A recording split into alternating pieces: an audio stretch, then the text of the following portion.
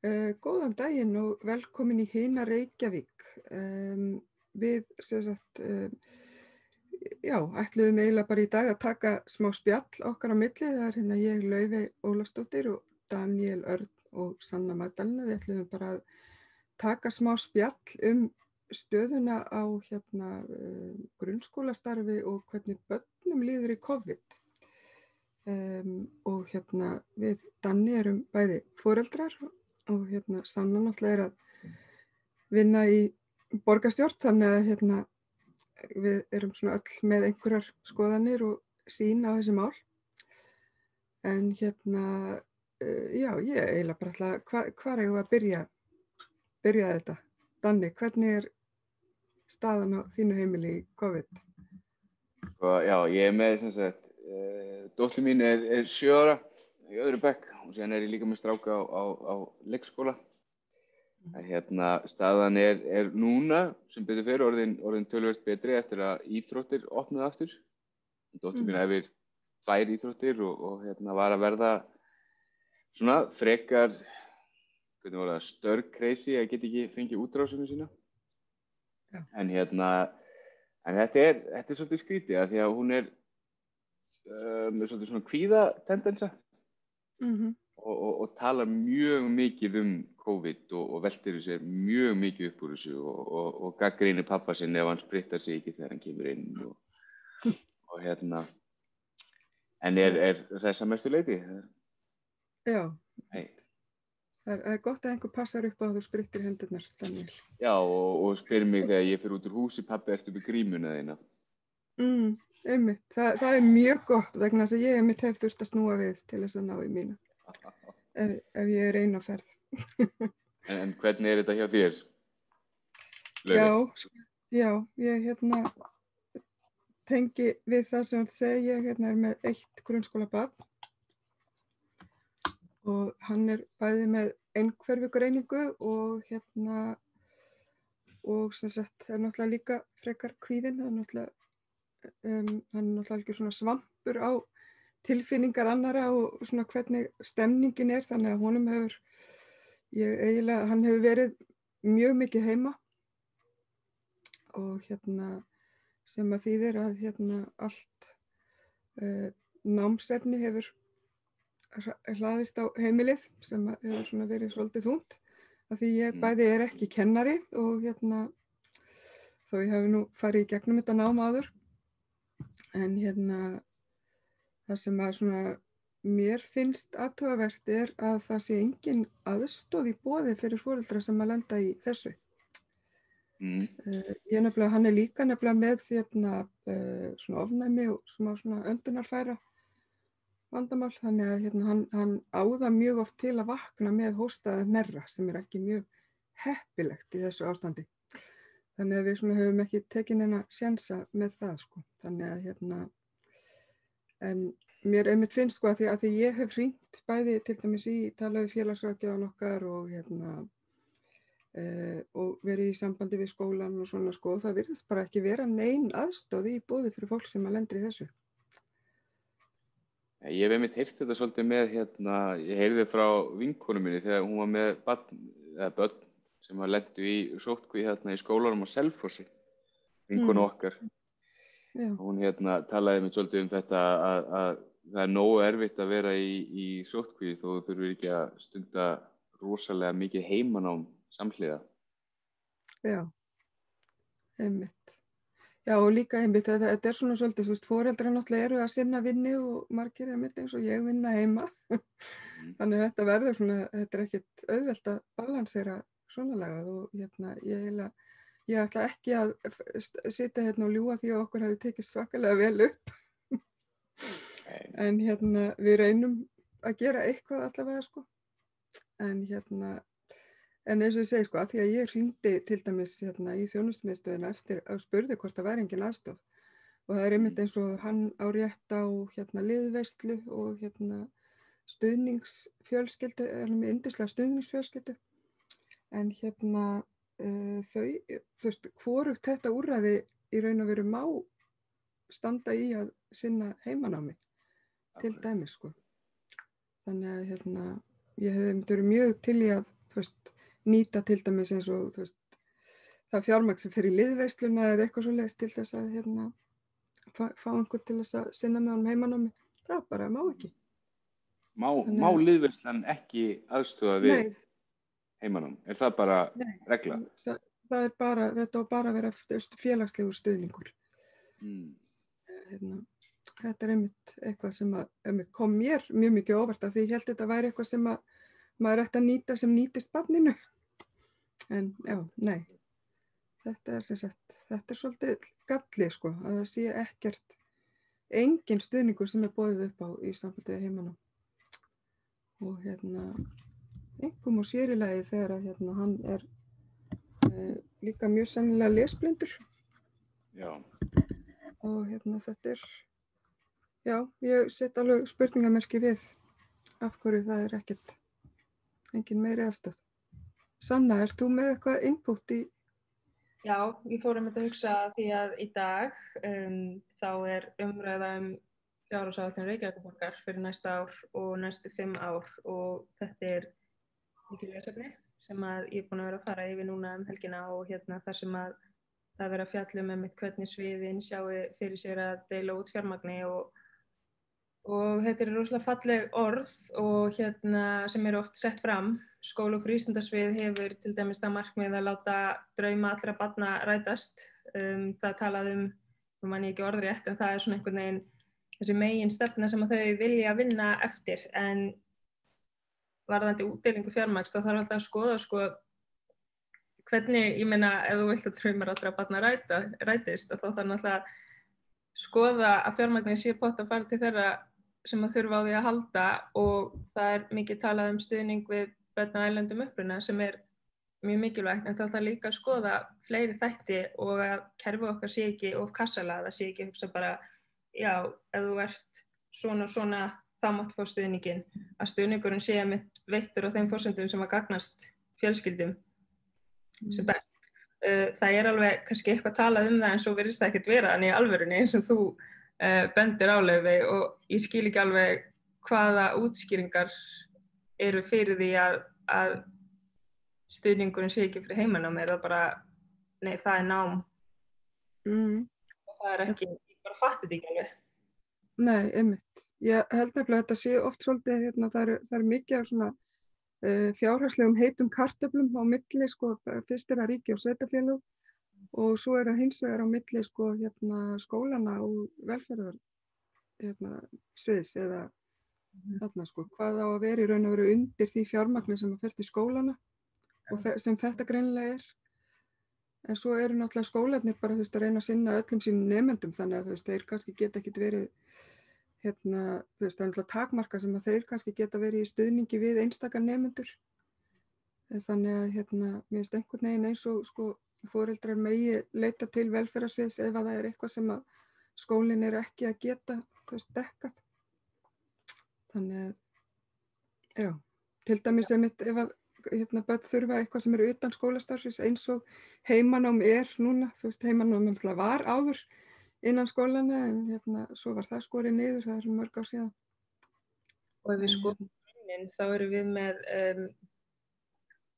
já, ég legg fram tillögu að grunnskólamáltíðir verði gjaldfrjálsar og ef við tölum COVID og líðan barna á COVID-tímum þá er þetta tillaga gjaldfrjálsar skólamáltíðir í grunnskólum á krepputímum og það er metið að það kosti 1,2 milljarð á næsta ári og á tímum þegar að Reykjavíkurborg er til að lækka skatta á allt atvinnulífið flatt án þess að einu sinni fá fram einhvers konar, hvað segir maður, stöðum að dáði hvort að öll fyrirtækin sé að skila tekjufalli eða eitthvað svoleiðis, þá hefur maður nú haldið að þetta væri eitthvað svona aðgerð sem að væri hægt að samþykkja eða ætti bara að gera strax. Ég meina gjaldfrjáls grunnskóli er eitthvað sem að auðvitað vera bara staðreynd. Börnin ekki þurfa að mæta í skólan svöng eða þurfa að ágjöra því að vera svöng og svo hefur maður svona alls konar skoðanir svona já, þetta ætti nú bara að vera boðið fyrir þau allra tekju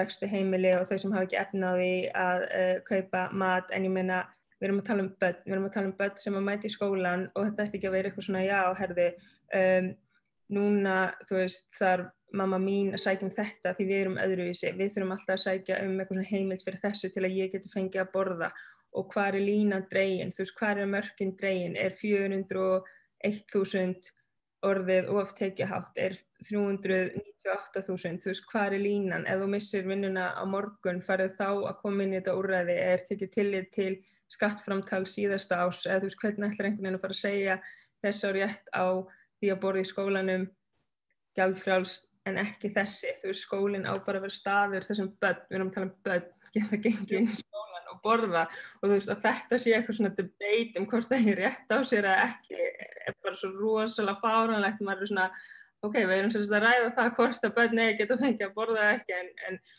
nú veit ég ekki hvernig þetta mun fara og þetta, ég bara, já, það er svo margt í þessu tekjur og börn, ég meina börn hafa ekki tekjur, af hverju eru að rukka þau, þetta bara já. Þetta já, þú veist, ég veit ekki, ég alveg með þér í því, mér finnst að skólamáltíðir eigi bara vera fríar og þetta þú veist, það líka svo, þú veist, að líka veita aðstoð, þú veist, bara á tekjulægstu heimilin, eins og segir, þú veist, við hvaða upphæð eru að miða við. Og svo náttúrulega líka bara getur verið alls konar í gangi á heimilum barna, þú veist. Það geta verið, þú veist, foreldrar geta verið í skilnaðarferli, þú veist, það getur verið alls konar ágreiningur í kringum það, ég meina, þú veist, sem betur fyrir mjög oft gott á milli foreldra þó þau séu að skilja, en þú veist, það er ekki alltaf þannig. Síðan líka akkurat á þessu augnabliki að þá eru fullt af heimilum sem að standa venjulega ágætlega. Já. Og síðan missir einn vinnuna og þú ert kannski ennþá með tekjutengdar atvinnuleysisbætur sem eru þá eitthvað hærri en þú ert samt sem áður með skuldbindingar eins og sem með töluvert hærri innkomu á heimili sem gerir það verkum að þú fer rosa hratt í að eiga ekki efna á svona hlutum. Já, akkurat. Þetta eru öðruvísi tímar sem við erum að upplifa. Já, einmitt. Já, ég held líka bara, þú veist, ef við erum að tala þú veist, að tryggja, þú veist, við erum að tala að tryggja eitthvað, þú veist. Að tryggja að börn sé ekki svöng, að þau geti fengið að borða í skólanum. Þetta er bara svona grundvallar, og þetta er ekki það dýrt, þannig. Allir þessi dagur, þú mætir og þú ert að fara í gegnum heilan dag þar sem þú ert að taka á móti svo mikið af upplýsingum. Þú ert að læra, þú ert með jafnaldrum í leik og í starfi, þetta er heil dagur, þú veist, þetta er heil vika þar sem ferði í gegnum, átt að vera að taka á móti upplýsingum, átt að vera, þú veist, reikningsdæmi, skrift, lestur, þú veist, að gera þetta á tómum maga eða á takmörku magni af hitaeiningum er bara rosalega erfitt og sérstaklega þegar þær hitaeiningar ekki besta uppspretta næringar af því að þú kannski kemur frá heimilinu þar sem þú fékkst bara eitthvað mjög óhollt í morgunmat eða jafnvel ekki í morgunmat því þú fékkst ekki morgunmat því þú fékkst eitthvað kvöldin á undan og þú veist, þetta er bara mæta þannig í skólan, þú veist, svimar og bara ýmislegt, þú veist, þetta er bara, þetta ætti ekki að vera eitthvað sem einu sinni sett spurningamerki við, þetta á bara að vera, þú veist, skólinn gjaldfrjáls, það kostar ekki neitt að vera í skólanum. Já, líka bara, ég meina, þú veist, við þekkjum öll daga þar sem að, þú veist, allir vakna af seint, þú veist, hendast út, þú veist, enginn er búinn að borða, enginn, þú veist, að það sé allavega, þú veist, að þetta sé eiginlega bara til þess að tryggja öllum börnum að þau geti borðað og þú veist, hvernig sem að dagurinn byrjar eða hvernig ástandi í fjölskyldunni eða hvað, og ég meina, þú veist, svo náttúrulega annað að með, kannski heimili sem eru með hærri tekjur, þar vinna foreldrar mjög mikið, þú veist, foreldri kannski farið í vinnuna og undan börnunum, þú veist, það er bara, já, þetta er bara, núna heyri ég ekki í þér Sanna. Það er bara alls konar aðstæður. Já. Og líka bara, börn og COVID, líka eru börn spurð nægilega mikið hvernig þeim líður. Eru við að spyrja nógu mikið, hvað er það sem þú myndir vilja breyta? Hvernig gera hlutina öðruvísi, hvernig, þú veist, auðvitað þarf að setja spurningarna fram þannig að þær séu alveg skýrar og einfaldar, en þú veist, það kannski gengur ekki upp að segja eitthvað, hvernig finnst þér þjónustu Reykjavíkurborgar gagnvart þér vera háttað, gengur ekki upp gagnvart 6 ára gömlu barni, en bara, þú veist, hvernig finnst þér í skólanum. Er gaman, þú veist. Myndið þú vilja gera eitthvað öðruvísi eða eitthvað, þú veist? Já, þetta er svo satt, þú veist, ég á 7 ára gamla stelpu sem er uppfull af skoðunum. Það er kannski partur uppeldinu eða eitthvað, ég veit það ekki, en hún hefur skoðanir á öllu. Og þú veist, ef maður spyr hana þú veist, hún hefur svörin við þessum spurningum, sko. Og ég þarf að veðja að langflest börn getur svarað þessum spurningum hvernig þau vilja hafa. Eins og svo ég taki svona dæmisögu núna daginn og þá ákveður dóttir mín hún vilja skipta bekk. Það eru 3 bekkir í öðrum bekk og hún hefur verið að heimsækja, þau fara oft í heimsóknir svona milli stofa. Og einn morguninn og þá mætti hún bara í hinn á stofuna. og það var tekið fundur seinni daginn og hún var síðan spurð í kjölfarið hvort hún vildi bara skipta bekk og það var það sem hún vildi þannig að hún fékk að skipta bekk. Þú veist, börn hafa skoðanir og þau vita alveg hvað þau vilja. Já. Og hvort sem að það sé í hvaða bekk þau vilja vera eða hvort það sé nógu mikil heimilisfræði kennsla eða hvað sem það er. Já. Og ég tala nú ekki þegar kemur að matnum. Að þar þurfum að vera miklu duglegri að spyrja börn og leyfa þeim raunverulega að velja hvað er í matinn. Af því að það er skelfilegt hvað grunnskólarnir í Reykjavíkurborg henda miklu mat. Já. Það er hræðilegt. Og ég get alveg lofað þér því að ég lofaði ykkur því að ef þau eru spurð að það er ekki bara pizza og hamburgari og eitthvað. Maður fær oft svona svar sko þegar maður er að tala þetta. Þú veist, dóttir mín veit ekkert betra heldur en steikt hrísgrjón. Það er eggjum og grænmeti. Þú veist, þau eru ekkert að fara að velja þetta. Þau vita það alveg sjálf, sko. Já, einmitt. Við höfum að treysta þeim til þess. Já, svo er nú líka hægt að þrengja valið aðeins, sko. Það þarf ekki að vera, þú veist. Þetta eða þetta, já. Já. Þau voru með svolítið skemmtilega tilraun í frístundaheimilinu hjá dóttur minni núna daginn, þar sem þau voru með lýðræði, svona aktíft lýðræði í gangi. Þá fengu þau svona stóran matseðil þar sem allir fengu að kjósa einhverja 3 hluti sem að var síðan og valið sem átti að vera í matinn daginn eftir. Það var mjög mikil spenna í kringu þetta. Þetta var virkilega skemmtilegt. Hún að sjálfsögðu vonaði að sitt myndi vinna en henni fannst bara svo, henni hlakkaði bara svo til að sjá hvað allir hinir myndi velja. Þetta var mjög skemmtilegt. Já, einmitt. Matseðil sem hún merkti við 3 hluti. Það var ekki verið flókið. Nei, einmitt. Já, það er slegt. Hvað segir þú Sanna? Líka bara eftir því sem að samfélagið okkar er fjölbreyttara, þú veist, að fjölbreyttari matamenning. Þetta er ekki lengur kannski, þú veist, þetta var aðeins kannski meiri einsleitni hér áður fyrir, en núna náttúrulega það er kannski meiri svona grænkerafæði og þetta er ekki, já, þetta er matur frá ólíkum menningarheimum og svona fjölbreytni, þannig að það er líka mikilvægt þetta val að það sé til góða og svona líka þessi svona lýðræðislega að koma meira að ákvörðunartöku. Það er mjög áhugavert að fylgjast með því.